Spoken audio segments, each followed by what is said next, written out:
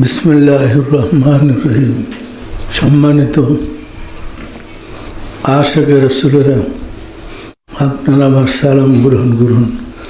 আসসালামু আলাইকুম ওয়া রাহমাতুল্লাহি ওয়া বারাকাতুহু। সম্মানিত আশিকে রাসূলেরা, ইজা জাআল হক ওয়া যাকাল বাতিল ইন্নাল বাতিলা কানা যাহুকা। সত্য যখন উদিত হয়, মিথ্যা তখন দূরীভূত হয়। বাতি জ্বালালে অন্ধকার দূরে সরে যায়। ধর্মটা এমন একটা জিনিস, যে ধর্ম আদম থেকে শুরু করেছে 1 লাখ মতান্তরে 2,24,000 রাসূল আসছে, কিন্তু ধর্ম শেষ হয়নি, একের পর এক আসতেছে।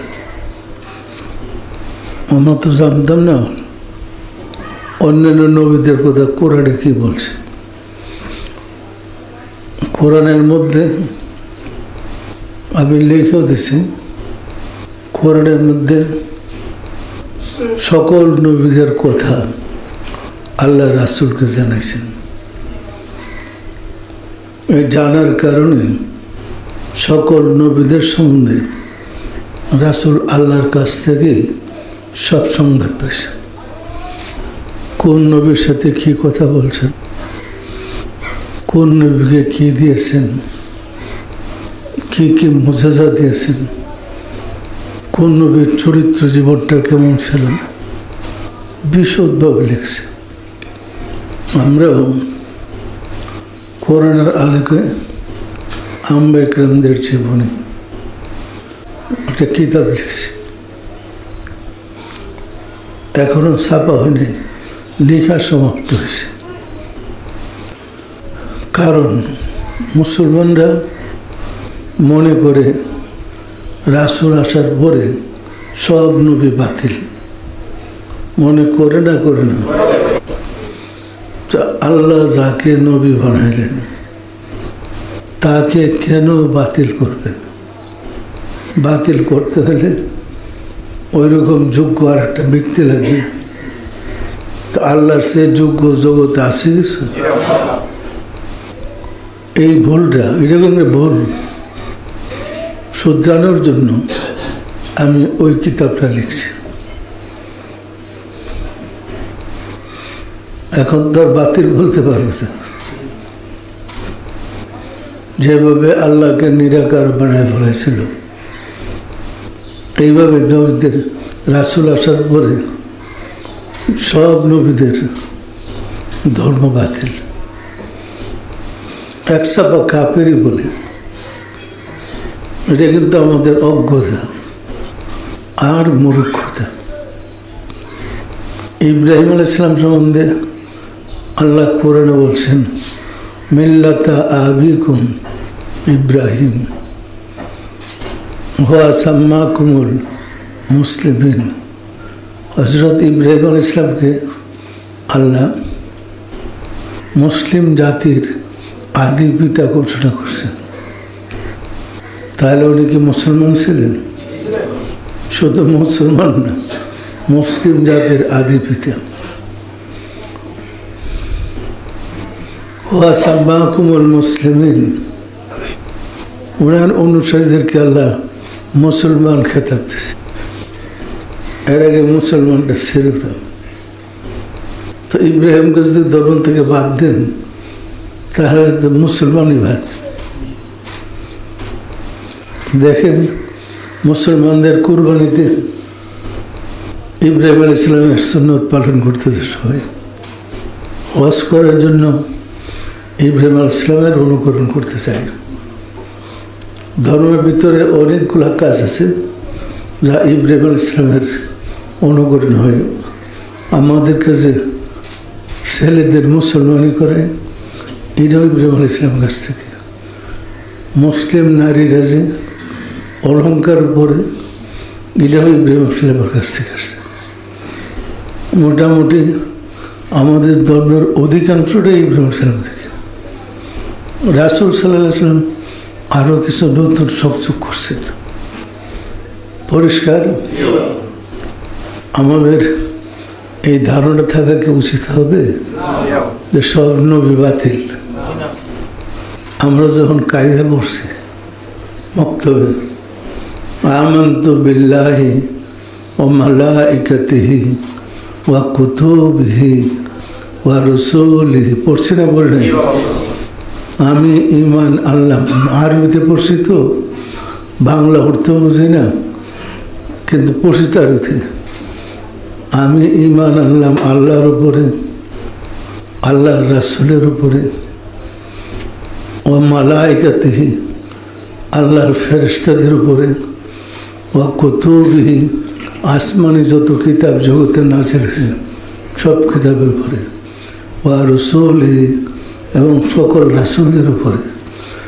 তো রাসূলদের উপরে ঈমান আনার পরে আমি মুসলমান। আমরা কোথায় রাসূলই বাদ। ভুল কেমন দেখেন, যেদিকে তাকায় চতুর্দিকে ভুল। এই ভুলের মধ্যে ঈমান রক্ষা করা একটা মহান কাজ। ঈমান না থাকলে আর কিসের ধর্ম? হুজুরা এক হুজুর মাহফিলে আর এক হুজুরে কাফের বলে, ওই হুজুর আবার মাইক পেলে তারে কাফের বলে, বলে না? বলে না?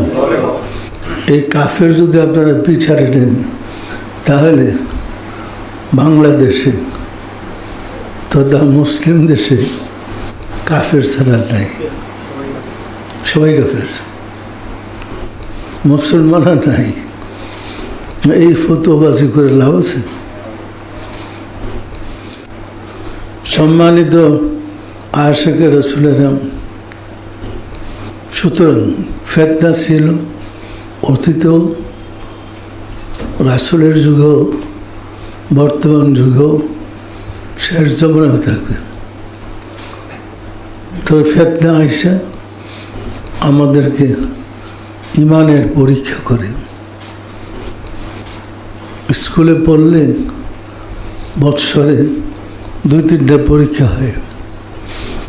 ফিতনা দিয়া আল্লাহ মুমিনদেরকে ঈমানের পরীক্ষায় ফেলে। পরীক্ষায় সে পাস করবে না ফেল করবে। বছর বছর ফিতনাটা আছে। দেখেন আমরা ধর্ম প্রচারে যখন নামছি, বছর বছর আমাদের বিরুদ্ধে ফতোয়া, কিন্তু এত যে ফতোয়া দিতেছে কোনো অ্যাকশন নেই। সাগরে পাথর নিক্ষেপ করলে সাগরের পানি কি সব লইরে ওঠে?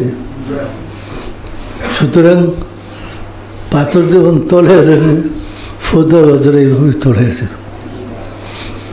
আগে ছিল বাইরের শত্রু, এখন হচ্ছে ভিতরের শত্রু। ভিতরের শত্রুটা একটু কঠিন, কারণ এদের তো শত্রুর জন্য আমরা প্রস্তুত করিনি। এদের তো প্রস্তুত করছিলাম ঈমানের উপরে কায়েম থাকার জন্য। ব্যক্তি স্বার্থের কারণে যখন ঈমানের উপরে কায়েম নাই, আমি অনেকবার পরামর্শ দিয়েছি, তোমার মধ্যে এই ভুলগুলো আছে, এই সংশোধন করো, না হয় তুমি বিপদগামী হয়ে যাবে। কয়েক মাস আগের থেকে বাসায় বলছি, মাহফিলও বলছি, কিন্তু এই লোকটার বুদ্ধি কম। চাটুকার কিছু আছে, ফার্ম পুট্টি দিছে, এত বড় হয়ে গেছে। তো বড় হলে চেয়ারে বসে তরিকা করলে ওটা কি গোলাম হয়? সে চাইছে তার চিন্তায় তরিকাটা প্রচার করতে। আমি তো তরিকা প্রচারে ব্যস্ত থাকতাম, আমার অনেক কাজ, ফলে সব বিষয় নিয়ে আপনাদের সাথে আলোচনা করতাম না। তাকে বলে দিয়েছি, তার স্ত্রীকে বলে দিয়েছি, এটা ভুল করতেছে। আমার সাথে তার স্ত্রী বলছে, এটাতে সম্পাদকের কুশলী। তাই বললাম, এটা যদি তুমি না বুঝো তাহলে তুমি ফায়েজ বুঝো না। ফায়েজ না বুঝলেন তুমি তেমনি লেনছো। তো একটা মানুষের নামটা খেয়াল করলে তো বোঝা যায় তার চরিত্রটা কি। পরিষ্কার? আমাদেরকে বুঝতে হবে ফায়েজ দেয়া। এই যে জন্মদিনের অনুষ্ঠান করছিলেন আপনারা, ফায়েজ পাইছিলেন না পারেন? এর আগে যে জন্মদিনের অনুষ্ঠান করছেন তখন কি এরকম ফায়েজ পাইছিলেন? এটা তো শিক্ষা নিতে হয়। আর যখন নিজে ডুবে যায় তখন আর শিখবে কি? যতদিন শিক্ষার ছিল শিখছে। সম্মানিত আশিকের রাসূলেরা, আমি তো আপনাদেরকে আগে বলছি, ছেলে মেয়ে যে হোক,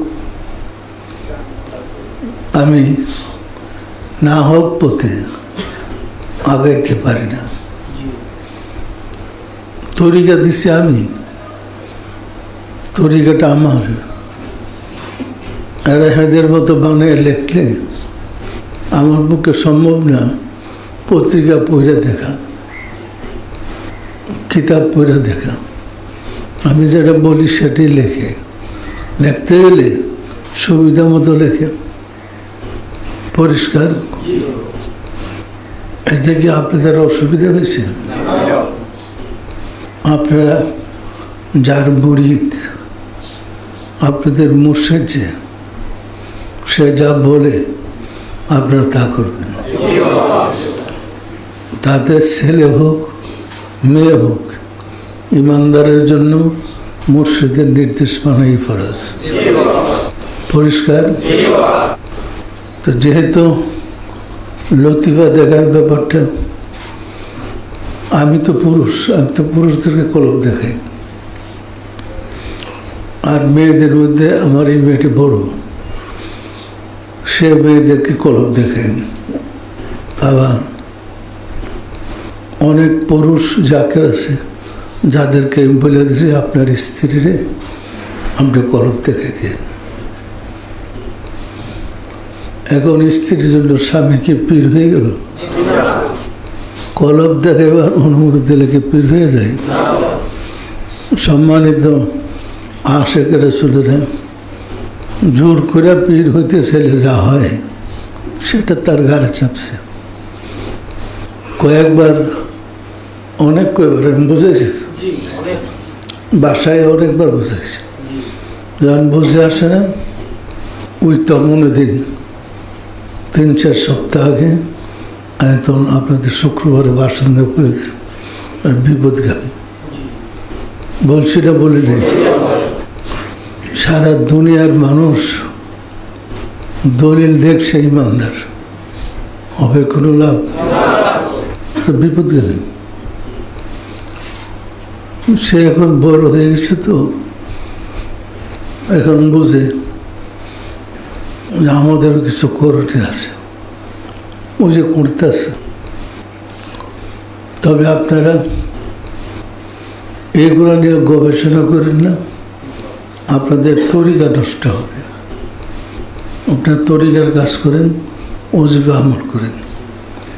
এর আগেও আমি কয়েকজনের দরবার থেকে বহিষ্কার করছি না, করি নাই?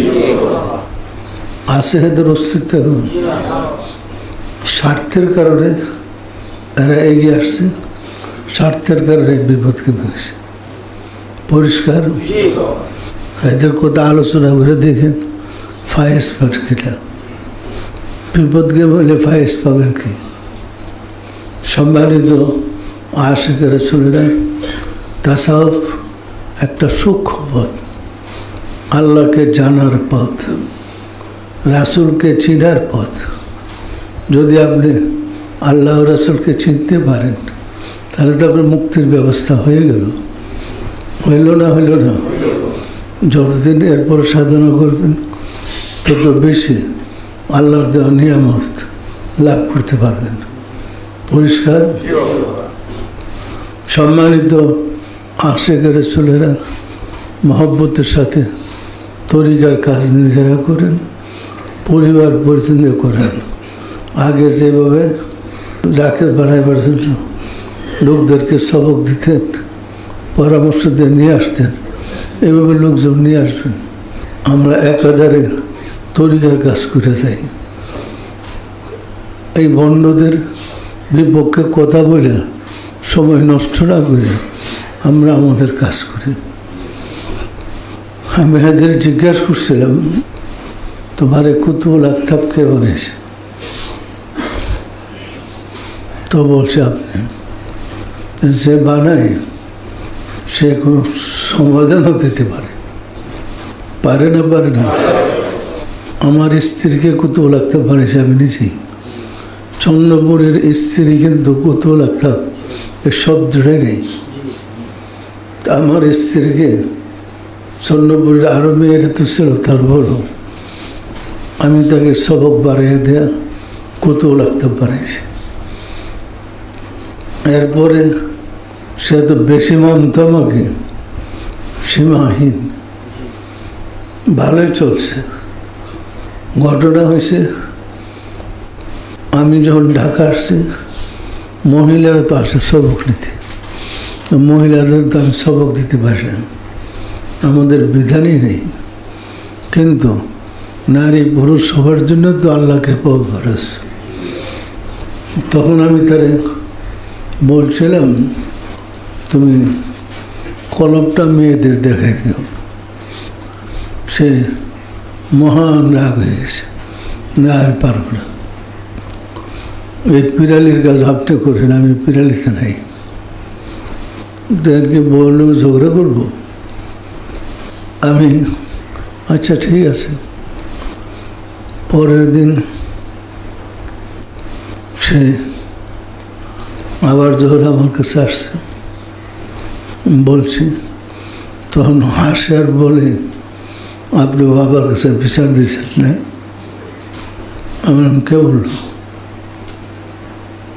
বাবা আমার বলছে।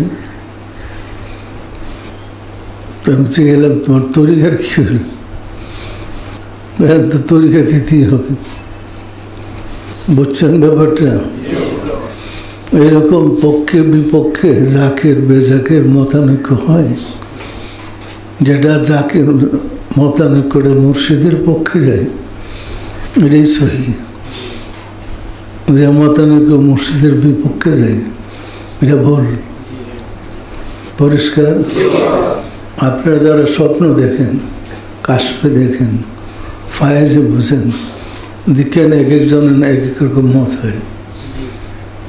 এটাকে মুর্শিদের সাথে যোগাযোগ করে কোনটা সঠিক কোনটা বেঠিক বের করতে হবে। এলহামের মাধ্যমে আল্লাহর সংবাদ পাই। তো এলহাম আল্লাহর কাছ থেকে আসে, ফেরেশতাদের মাধ্যমে আসে, শয়তানের কাছ থেকে এলহাম হয়। কোনটা শয়তানের এলহাম আপনি যদি বুঝতে না পারেন, ওইটা দিয়ে জাপায় পড়েন, তো ডিব্বা মরবেন। পরিষ্কার? ফায়েজ আল্লাহর পক্ষ থেকে আসে, রাসূলের পক্ষ থেকে আসে, মুর্শিদের পক্ষ থেকে আসে। কোনটা আল্লাহর কাছ থেকে আসে এটা বুঝতে না পারলেন তাহলে তো কঠিন বিপদ। কাশফ অন্তর্চক্ষু খুললে আল্লাহর পক্ষ থেকে কাশফ হয়, রাসূলের পক্ষ থেকে কাশফ হয়, মুর্শিদের পক্ষ থেকে কাশফ হয়। যদি বুঝতে বা পার্থক্য করতে না পারেন তাহলে কঠিন বিপদ। এই পথটা একদম সহজ না, অনেক বেছে বেছে আগেতে হয়। ঝাঁপ দিয়ে উঠে গেলেন, ধাপ করে নেমে বললাম, এরকম না। তারপরেও তো রাব্বুল আলামিনের দয়ায় আমি চেষ্টা করেছি যে ধর্মটাকে সহজ করতে। এর আগে আমাকে আল্লাহর পক্ষ থেকে অনেকগুলো প্রমোশন দিয়েছে। আমি বুঝতে পারতাম না কেন এগুলা। আমি তো আসলে প্রমোশন পাওয়ার জন্য আসেনি। আমি তো আসছি মসজিদের গোলামি করতে। 18টা লকব দিছে, মুজাদ্দেদ থেকে শুরু করে মুজাদ্দেদ লকব তো 54 থাকতে দিছে। 16 ডিসেম্বর 83 সালের। এরপরে আরো যে বাকিগুলো আছে, আর সাইদুল একটা লকব বলছে আধুনিক সুফিবাদের জনক। আধুনিক সুফিবাদের জনক বলতে কিছু নাই, কোনো যুগেই ছিল না। হ্যাঁ জানে না, কেউ একটা দিল, অসুবিধা কি? আমি বলে দিয়েছি যেটা বাধ্য। মিথ্যা কথা লিখিয়া আমারে প্রমোশন দিলে আল্লাহ দেবে, মোর্শেদ দিবে, রাসূল দেবে। সে কে? এইভাবে চলতেছে। তো আপনারা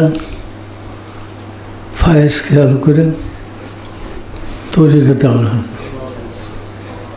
সবচেয়ে বড় ফেতনা লাগেছে আমি যে পত্রিকাগুলো বের করেছিলাম এবং কিতাব লিখছি, আমি যেগুলো পড়ে আর দেখার সুযোগ পাইনি, সেইগুলাতে ওর নিজের নাম পড়েছে, আমার নাম বাদ দিয়ে নিজের নাম।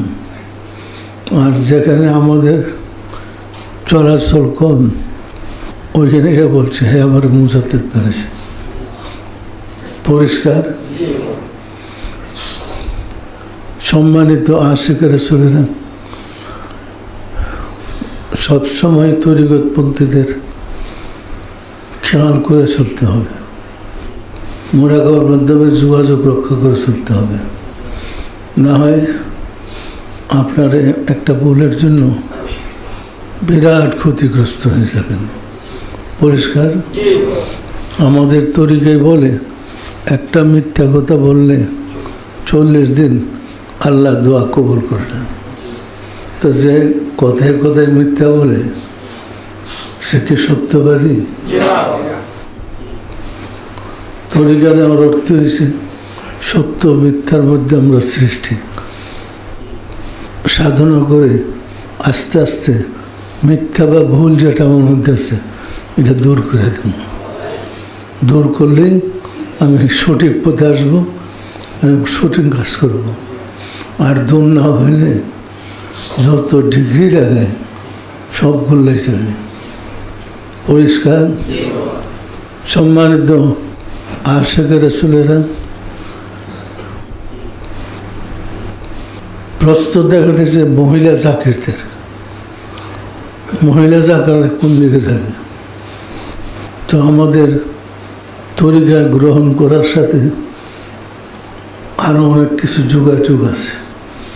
তো তরিকা দেওয়ার সময় পুরুষদেরকেও মহিলাদেরকেও নামে তরিকা দেওয়া হয়। আস্তাগফিরুল্লাহ রাব্বি মিন কুল্লি যামবি ওয়া আতুবু ইলাইহি। আয়াল জীবনভর নফসের খায়াসে শয়তানের ফেরেবে যত প্রকার ভুল বেয়াদবি করেছে, তুমি দয়া করে তোমার বন্ধু সুফি সম্রাটের উসিলায় দয়া করে মাফ করো। এই না তো বটে? তা আপনি তোবা করলেন কার নামে? তাহলে এখানে আর কেউ মুর্শিদ ঢুকতে পারে? এরপরে কলব দিলে যে মুর্শিদের হুকুমে আপনার এখানে জিকির হইতেছে। এটারও একটা ঘটনা আছে। এখানে যখন ঢাকাতে সম্মেলন করছিলাম তো প্রচুর লোক আসছে, অনেকেই তরিকা নিতে আগ্রহী। এত লোককে স্টেজে সবক দেওয়া আমার পক্ষে সম্ভব না। তখন বলে দিয়েছিলাম পুরান জাকের যারা আছেন আপনারা, নতুন যারা সবক দিতে চায় তাদের বাম স্তরের নিচে কলবে আঙ্গুল দেওয়া জায়গাটা দেখিয়ে দেন। তো সবাই ধরছে, যারা আছে বলছে আপনারা নিজেরা ধরেন, আর পুরান যারা আছেন আপনারা জায়গাটা ঠিক করে দেন। মাহফিলে বহু মানুষ তো সম্মেলনে এরপরে ধরার পরে বলছে দেখেন আমার নির্দেশে ওইখানে জিকির জারি হইতেছে। এরপরই মানুষ চিল্লাচিল্লি লেগে গেছে, জজবা হয়ে গেছে।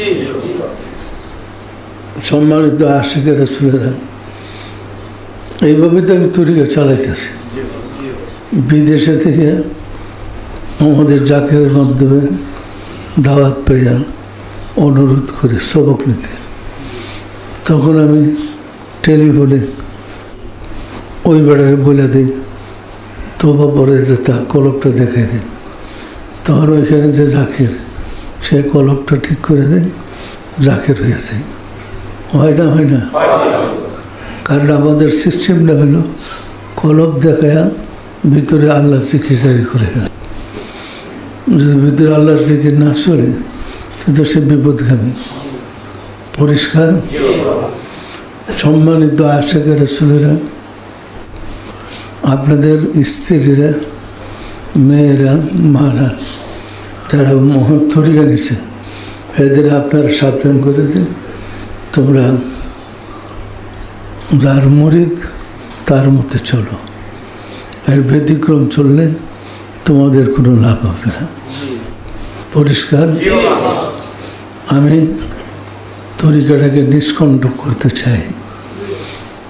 এর মধ্যে কেউ ডিস্টার্ব করুক এটা আমি পছন্দ করি না। সে আমার ছেলে হোক, মেয়ে হোক, যে হোক, তার আমি পছন্দ করব না। পরিষ্কার? যখন ডিস্টার্ব শুরু হয়েছে, ওই যে গদিটা হারাইছে, আর কুতুল থাকবার কোনো অধিকার নেই। সম্মানিত আশিক রাসূলেরা, আপনারা যার যার স্ত্রীকে, মাকে, বোনকে পরামর্শ দিয়ে দিন এরা যেন সিরাতুল মুস্তাকিমে থাকে। এইরকম বিপদ আরও কত আসবে আল্লাহই ভালো জানে। সবাই সতর্ক থাকবেন, আল্লাহ যেন সাহায্য করে। সম্মানিত আশিক রাসূলেরা, পেস্টা লাগছে, ওই আমি তো অসুস্থ ছিলাম ওই হসপিটালে। সে আইসা নিচ্ছে, যাকে এমনি পাগল কান্নাকাটি করে, সে আইসা সে ভাষণ দেয়। কী ভাষণ? আমি থাকতে চাই না।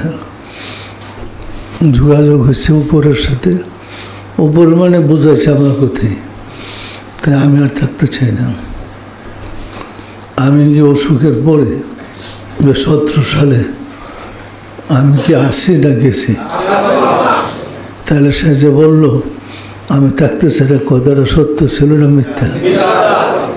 সুতরাং টাউট মিথ্যাবাদীদেরকে বিশ্বাস করে না। পরিষ্কার? বিভিন্ন জায়গায় আমার সাইনবোর্ড ব্যবহার করে কাজ করতে আছে। এই সাইনবোর্ড আপনারা বিশ্বাস করেন না। মানুষ মরিদ হয় নিজের মুক্তির জন্য, চরিত্র সংশোধনের জন্য, আল্লাহকে পাওয়ার জন্য। এই ফটকাবাজি করে কি আল্লাহকে পাওয়া যাবে? বরং আগের সে আরো বহু দূরে সরে যাবে।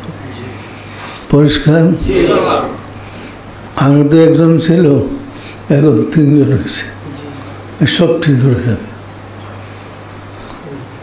ছেলে 2টা আর তার স্ত্রী ওই যে কুতুবুল আক্তাব থেকে বাদ দিয়ে দিছে। ফেতনা করো। পরিষ্কার? সম্মানিত আশিক রাসূলেরা, মহব্বতের সাথে তরিকার কাজ করেন। কোনো জায়গায় খটকা লাগলে সরাসরি আমাকে বলেন, আমি কোরআন হাদিস দিয়ে প্রমাণ করে দেবো কোনটা সত্য। পরিষ্কার? আউযু বিল্লাহি মিনাশ শাইতানির রাজিম। বিসমিল্লাহির রহমানির রহিম। আস্তাগফিরুল্লাহ রাব্বি মিন কুল্লি জামবিন ওয়া আতুবু ইলাইহি। আয় আল্লাহ জীবন ভর নফসের খায়েশে শয়তানের ফেরেবে যত প্রকার গুনাহ করিয়াছি সমস্ত গুনাহ হইতে তোমার নিকট তওবা করিতেছি। আয় আল্লাহ দয়া করিয়া আমার তওবা কবুল করো, আমার গুনাহ মাফ করো। লা ইলাহা ইল্লাল্লাহু মুহাম্মাদুর রাসূলুল্লাহ। সবাই দিলের হাত উঠে বলেন আল্লাহ আমিন।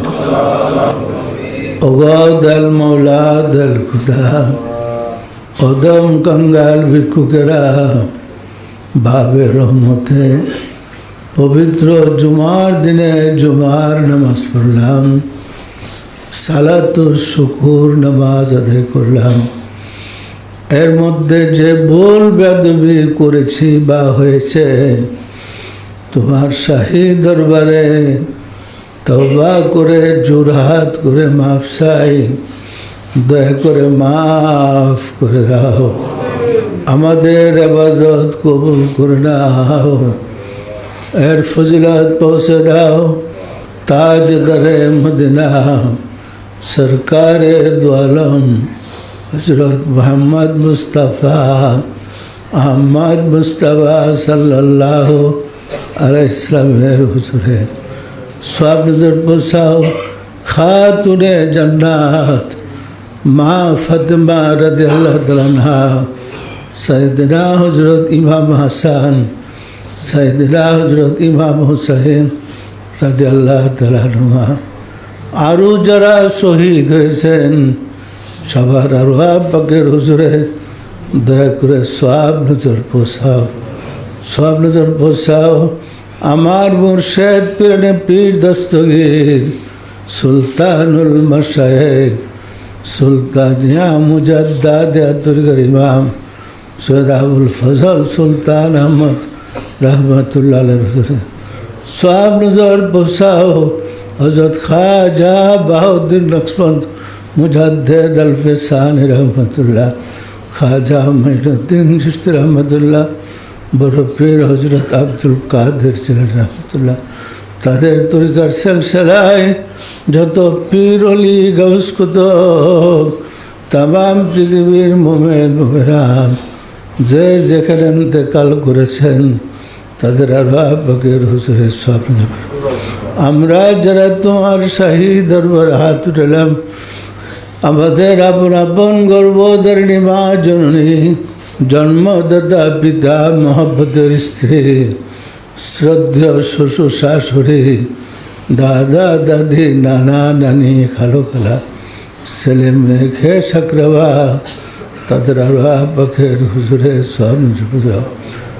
আর যারা জগতের বুকে বেঁচে আছে তাদেরকে আশিকে রাসূল বানিয়ে দাও, আশিকে রাসূলের ঘরে ঘরে শান্তির ব্যবস্থা করে দাও, অশান্তির বেড়াজাল আশিকে রাসূলের মুক্তির ব্যবস্থা করে দাও। মাওলা গো, তুমি সারা যাইবার জায়গা নাই, তুমি আমাদের একমাত্র ভরসা, তুমি দয়া করে আমাদেরকে নূরে ঈমান মেখে দাও, আমাদের মোনাজাত কবুল করে দাও।